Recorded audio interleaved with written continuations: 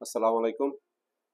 আহ, আমরা Bangladesh dairy and fattening farmers অ্যাসোসিয়েশনের পক্ষ থেকে গত 13, 14 এবং আজকে 15 তারিখ পর্যন্ত আমরা হুফ ট্রিমিং এবং ফার্টিলিটি ম্যানেজমেন্টের উপরে আহ, এবং ড্রাই কাউ ম্যানেজমেন্টের উপরে একটি প্রশিক্ষণ 3 দিন ব্যাপী প্রশিক্ষণ কর্মশালা ছিল। এখানে আমাদের প্রশিক্ষণ কর্মশালায় টেকনিশিয়ান হিসেবে ছিলেন মিস্টার হারমেন ম্যাডিমা। উনি শুধু নেদারল্যান্ডস থেকে আমাদের আমাদের ট্রেনিং দেওয়ার জন্য আসছেন এবং উনি আমাদের সারা দেশেই আরো 3টে জায়গায় উনি ট্রেনিং করাবেন। প্রত্যেক প্রত্যেক জায়গাতেই 3 দিন করে ট্রেনিং করাবেন। উনার ট্রেনিং এর হুফ trimming, dry cow management, fertility management, fertility বিষয়ক সমস্যা এবং সমাধানগুলো সম্পর্কে সবাই জানতে পারবেন। আমরা Bangladesh dairy and fattening farmers অ্যাসোসিয়েশনের পক্ষ থেকে আমরা সারা দেশেই চেষ্টা করতেছি এই ধরনের প্রোগ্রামগুলো অর্গানাইজ করার জন্য। এসিআই জেনেটিক্সকে ধন্যবাদ আমাদেরকে সহযোগিতা করার জন্য, এবং পাম নেদারল্যান্ডস এর মাধ্যমে আমরা এই প্রোগ্রামগুলো সফলভাবে করার চেষ্টা করতেছি। সকলের কাছে দোয়া চাচ্ছি এই প্রোগ্রামগুলো যাতে আমরা সারা দেশেই সুন্দরভাবে করতে পারি। এবার ড্রাই কাউর ব্যাপারে যেই আজকে আমরা কয়েকদিন ধরে এইসব প্রশিক্ষণগুলো উনি দিচ্ছে। আর নর্মালি আমি আমার খামারে যেভাবে গরু ড্রাই করি, সেটা হয়তো অনেকের মধ্যেই ড্রাই করার ব্যাপারে অনেক ভুল ধারণা থাকতে পারে, এবং অনেকে হয়তো সাকসেসফুলি গরুকে ড্রাই করতে পারে না। আমি আলহামদুলিল্লাহ আমার খামারে 20 কেজি দুধে গরু ড্রাই করার প্রয়োজন হয়, যেহেতু আমার উচ্চ উচ্চ উৎপাদনশীল গাভী আমার খামারে সবগুলোই। আমি 20 কেজি 18 কেজি থেকেই গরু ড্রাই করা শুরু করি, এবং 20 কেজি থেকেও গরু ইনশাল্লাহ খুব সুন্দরভাবে ড্রাই করা সম্ভব। এই ক্ষেত্রে আপনাদেরকে মেইন ফোকাসটা রাখতে হবে গরুকে ড্রাই করা যখন আপনি শুরু করবেন, যখন তার প্রেগনেন্সির অন্তত পক্ষে 210 দিন হয়ে যাবে, এরপরে কিন্তু এর মধ্যেই কিন্তু গরুকে ড্রাই করে ফেলতে হবে, কারণ সে হাতে সময় পাবে আর হয়তো 60 থেকে 65 দিন। সো আপনি দুধ বন্ধ করার জন্য প্রথমে তার দানাদারের দিকে খেয়াল দেবেন। দানাদারে প্রোটিনের যে পরিমাণ, সেই পরিমাণ কমায় দিবেন, দানাদারের পরিমাণ কমায় দিবেন। এবং গরু যদি সবুজ ঘাস খায়, সেই ক্ষেত্রে ঘাস একেবারেই বন্ধ করে দেবেন, কারণ ঘাসের মধ্যে আমরা জানি 90 ভাগে পানি ওয়াটার কন্টেন্ট করে। সো আপনি যদি তাকে ঘাস খাওয়ান, সে কিন্তু পানির সোর্সটা পেলেই দুধ কিন্তু সে সহজে বন্ধ করতে পারবে না। এই জন্য দানাদার কমানোর পাশাপাশি ঘাসটাকে বন্ধ করে দিতে হবে।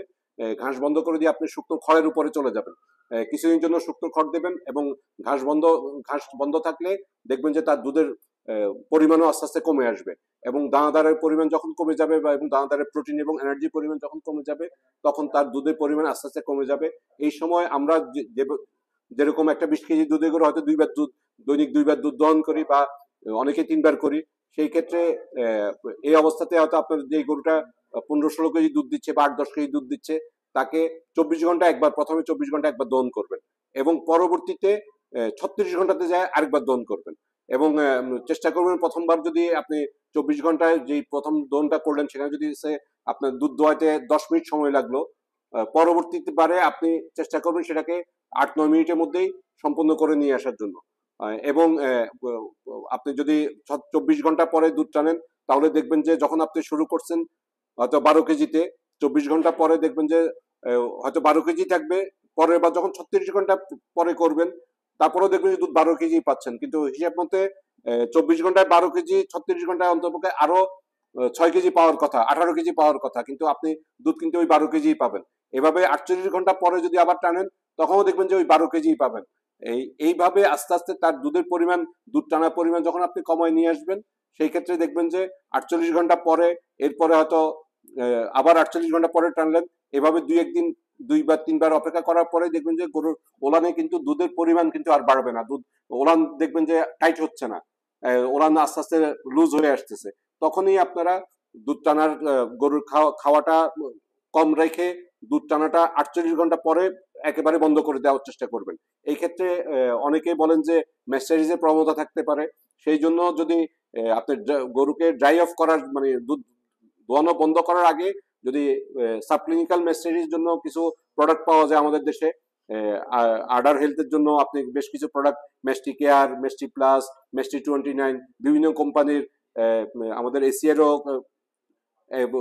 প্রোডাক্ট আছে, বিভিন্ন কোম্পানির প্রোডাক্ট আছে, ওইগুলো যদি আপনি নিয়ম করে যদি অন্তপক্ষে 3 দিন খাওয়ান, তাহলে আপনার মেস্টাইরিজের প্রবণতা ইনশাল্লাহ অনেক, সাবক্লিনিক্যাল মেস্টাইরিজের প্রবণতা অনেক কমে যাবে এবং গরু ড্রাই হওয়ার সময় আর তার মেস্টাইরিজের প্রবণতা হয়তো থাকবে না ইনশাল্লাহ।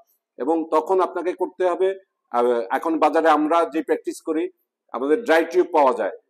এই ক্ষেত্রে বা অনেক কোম্পানি ড্রাই টিউব আমদানি করতেছে, সেই ক্ষেত্রে চেষ্টা করবেন প্রত্যেকটা বাটে একটা করে ড্রাই টিউব দিয়ে দেওয়ার জন্য। ড্রাই টিউব দিয়ে দিলে তার যে ভিতরে যদি কোনো ড্রাই টিউবের মধ্যে অ্যান্টিবায়োটিক থাকতেছে, ভিতরে যদি কোনো সমস্যা থেকেও থাকে বা যদি আপনার কোনো ব্যাকটেরিয়া অ্যাটাকও করতে চায়, ওই ড্রাই টিউবে অ্যান্টিবায়োটিকের জন্য সে আর অ্যাটাক করতে পারবে না এবং দেখা যাবে যে আপনার আডারের স্বাস্থ্য খুব ভালো থাকবে এবং তার মেস্টাইরিজের প্রবণতা থাকবে না। এবং ওই ড্রাই টিউব ইউজ করার পরে আস্তে আস্তে দেখবেন যে গরুর দুধ শুকায়া একেবারে সুন্দর মতো সে ড্রাই হয়ে যাবে। এরপরও যদি কখনো কোনো সমস্যা মনে হয়, তাহলে অবস্থা বুঝে তার চিকিৎসা নিতে হবে।